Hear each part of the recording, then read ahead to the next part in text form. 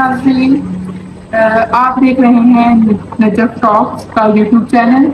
और इस चैनल पर हम अपने मुल्क के अंदर पेश आने वाले तमाम सियासी और दीगर मामलात जो भी अहम तरीन होते हैं उनके ऊपर इजहार ख्याल और तज्जिया करेंगे। नाज़रीन, जहाँ तक बात की जाए वाक़यात और मामलात की, तो ये हमारे मुल्क के किसी भी मुल्क के लिए रोज़ के वाक़यात और मामलात एक आम सी बात है। पर जब बात की जाती है पाकिस्तान की, तो महंगाई, बेरोजगारी, गुर्बत, सियासी इंतशार, इकोनॉमिकल डाउनफॉल, एवरीथिंग इकट्ठी कर कर मसाइल की एक लंबी फहरिस्त तैयार हो जाती है कि जिन पर हम सुबह से लेकर शाम तक भी अगर गुफ्तगू करते रहें तो हमारी जो गुफ्तगू है वो जारी रहेगी और उसका कोई भी एक एंडिंग पॉइंट जो है वो नहीं आएगा। और नाज़रीन, जहाँ तक बात करें आज की, तो आज भी बहुत सारे जो वाक़यात हैं वो हमारे मुल्क में देखने और सुनने को मिले। सबसे पहले बात शुरू की जाए तो कल DGISPR ने जो एक प्रेस कॉन्फ्रेंस की थी, उसके बाद से एक लंबा सिलसिला बयानात का, लोगों के तज्जियों का जो शुरू हुआ, मैं उन सबको मॉनिटर कर रही थी और मैंने सबका सुना। उस पर भी जो है मैं अपनी इजहार ख्याल जो है वो पेश करूँगी। और उसके अलावा भी आज बानी PTI ने जो मुल्क की अपने अरकान को भूख हड़ताल की जो कॉल देने का अंदिया दिया है, उसके ऊपर भी बात करेंगे। इसके अलावा नाज़रीन, जो कल बानी PTI ने एक बयान दिया था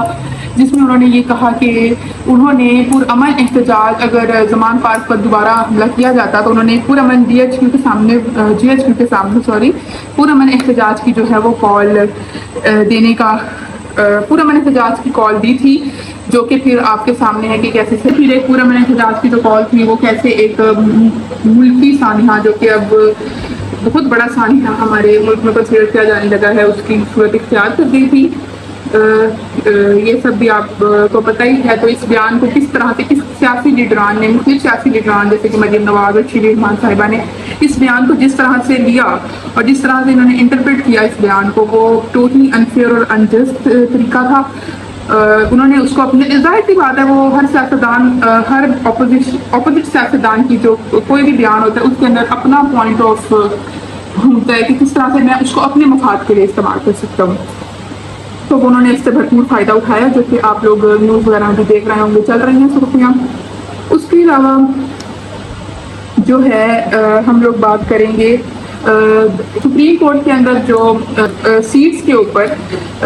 आजकल चल रही है, एक बड़ी बहस चल रही है। और आज भी दोबारा पीपल्स पार्टी ने जो 12 जुलाई का जो फैसला था सुप्रीम कोर्ट का, उसको वापस लेने की दरख्वास्त दायर कर दी है मखसूस नशिस्तों पर, तो उसके ऊपर भी बात करेंगे। लेकिन सबसे पहले आप मेरे चैनल नजफ टॉक्स को सब्सक्राइब कर लें ताकि हर आने वाली जो वीडियो है वो सबसे पहले आप देख सकें, और बेल का आइकन ज़रूर प्रेस करें। तो नाज़रीन, बात शुरू करते हैं वज़ीर आज़म, हमारे जो वज़ीर आज़म शहबाज शरीफ की एक खूबसूरत ख्वाब के साथ, जिसमें उन्होंने इस बात का ख्याल जाहिर किया है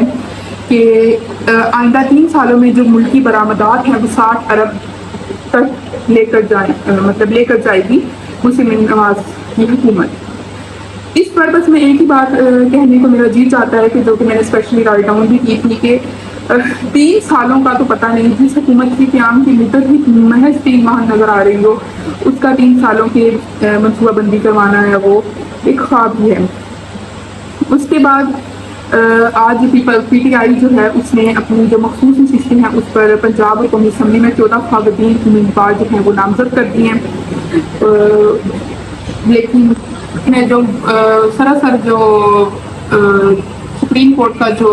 फैसला है उसी पर अभी PMLN पहले कर चुकी है और पीपल्स पार्टी ने आज जो है उसके ऊपर नजरसानी दरख्वास्त जो है वो दायर कर दी है।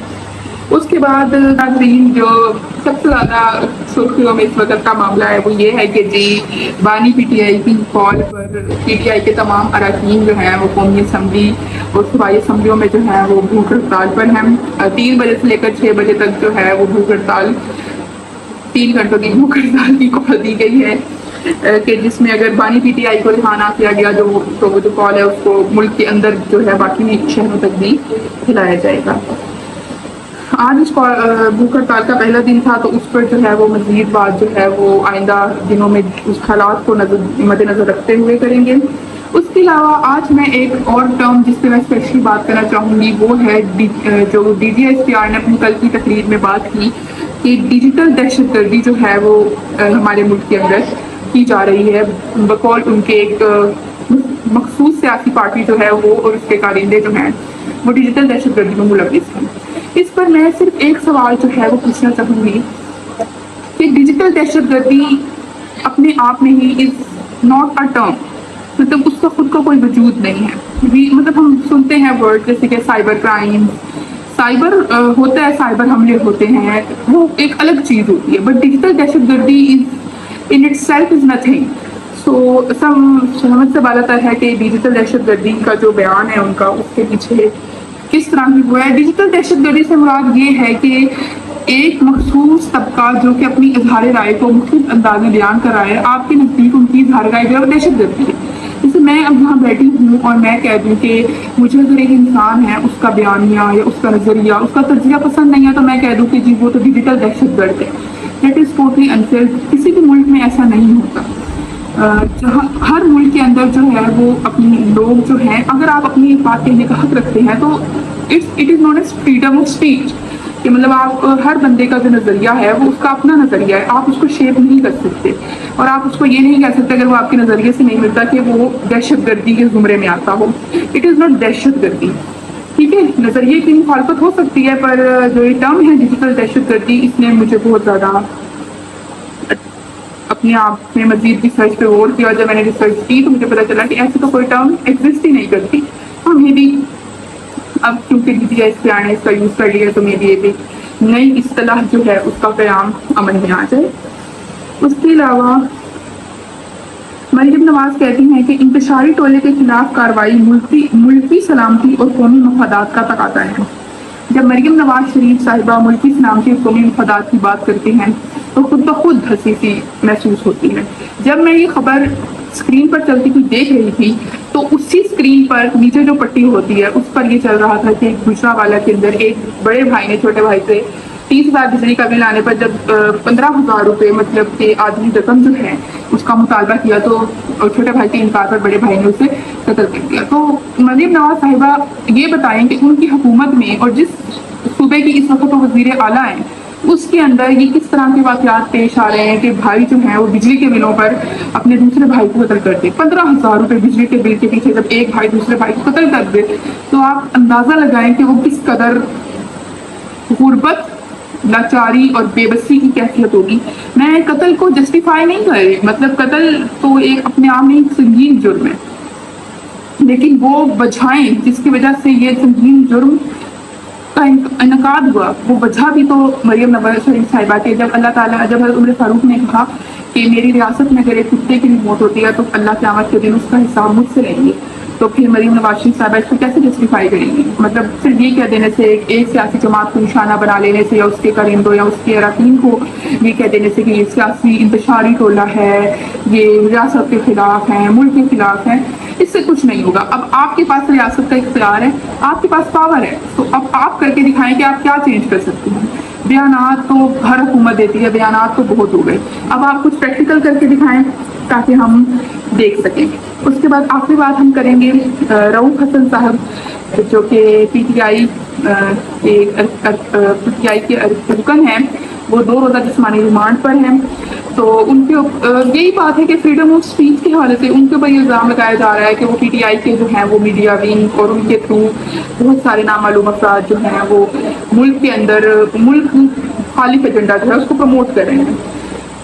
بٹ از ملک نہیں خالف ایجنڈا. اگر میں یہاں بیٹھ کر یہ بات کر رہی ہوں کہ ہمارے ملک کی حکومت یا ہمارے ملک کی اسٹیبلشمنٹ یا ہمارے ملک کے اعلیٰ عہدیداران کچھ اس طرح کے غلط اس میں ملوث ہیں اور میں اس کو پوائنٹ آؤٹ کر رہی ہوں، اس کو کریٹیسائز کر رہی ہوں، دین آپ کیسے کہہ سکتے ہیں کہ میں جو ہے وہ انتشار پھیلانا چاہ رہی ہوں یا میں جو ہے ملک کے مخالف میں تو ملک کی بھلائی کی اس میں یہ بات کر رہی ہوں. تو بس اسی کے ساتھ جو ہے وہ ہم اپنے آج کی ویڈیو کو ختم کرتے ہیں. میری کوشش تھی کہ تمام جو آج کی اہم ترین خبریں ہیں ان کو کور کر لیا جائے، جو کہ مجھے امید ہے کہ